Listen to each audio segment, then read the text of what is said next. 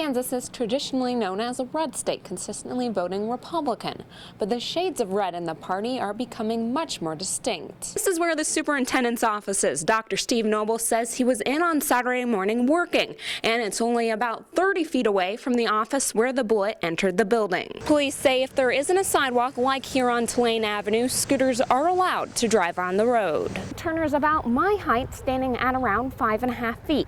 But to give you guys a better idea of just how high she propels herself into the air, her best pole vault of the season, which was also a PR, was 11.5 feet. It's been raining quite a lot in Salina, and that means more mosquitoes. Now people in the area may have trouble finding bug spray. I did a quick check this morning and I had to go to 4 different stores to find this one bottle of spray. Walking alongside the highway isn't always a pleasant experience. There's the heat, bugs, trucks, and cars, but one man and his pet goat have decided to walk all the way from Seattle to New York for a charity. The couple lives out in the country, and they say the guns were a sense of security for them. I certainly didn't intend to offend anyone, and I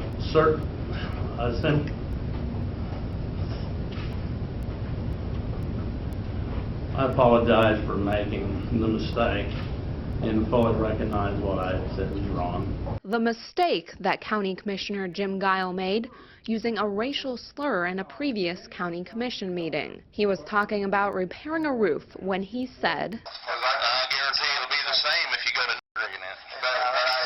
What did you say, Jimmy? Afro-Americana, isn't it? Guile claims this is not a word that is usually in his vocabulary. I don't use it at all. It was just one of those things that it was there, and I don't know why it came out. Because he's not that kind of a guy, and we know that. Some members of the community say the apology just isn't enough, and they're calling for more drastic action. I'd like him to resign. That's how he can earn my respect and the respect of my peers of every color. Christina Humphrey spoke at Tuesday's meeting, revealing she voted for Guile. She talked about her disappointment. Recently, Commissioner Guile used the most horrible word in the English language.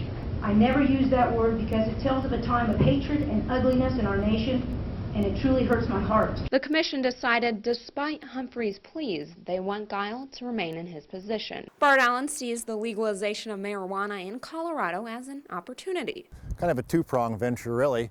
There really is no way to Denver and to some of the fun things there are to do out there if you live in central Kansas. Secondly, to take advantage of the new end of prohibition out there. Allen decided to set up UberDink destinations, selling rides to Colorado in his Mercedes bus on weekends for an overnight trip.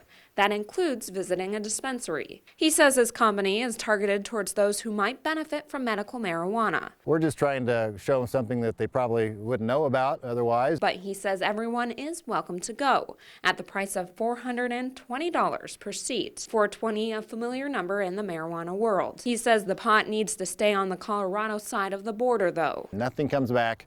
We can't emphasize this enough. I also came here to downtown Salina to talk with people about what they thought of the trip.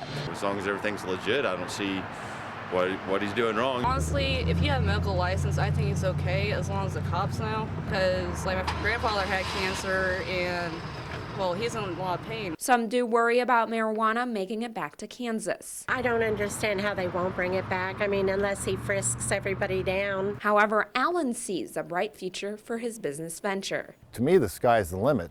It starts Saturday when he takes his first group to Colorado. All of a sudden, a little girl came running in, and she was quite obviously distraught. She was yelling for us to help her and that her friend had been shocked. Amanda and I both jumped up and ran. What employees at Salina Running Company saw was a young girl face down in water. Vanessa Hull called police while Amanda Weisar tried to move the girl. She got shocked, so she ran back, and while I was on the phone with 911, she grabbed a broom and was able to flip the girl over with the broom. And at least got her face up so that she wouldn't drown. The women gave dry clothes to the other 4 children and tried to calm them down. The one little guy who was in shock, he was just quiet. The other ones were all kind of going in and out from just talking a mile a minute to try to process what had happened, to crying, to screaming. It all happened really fast and kind of in slow-mo at the same time. The fire marshal says the girl was on this electric outlet box, which is used for concerts at the plaza and powering nearby street lights. At this point, they're not sure what happened. We are still trying to review exactly what happened to determine exactly how the shock did occur. The incident hits close to home for some. No lightning, we're going to go walk around and splash around and do that kind of thing. It makes you think about where you're going to do that now. It was a rough night for us, but I can't imagine what the family's going through.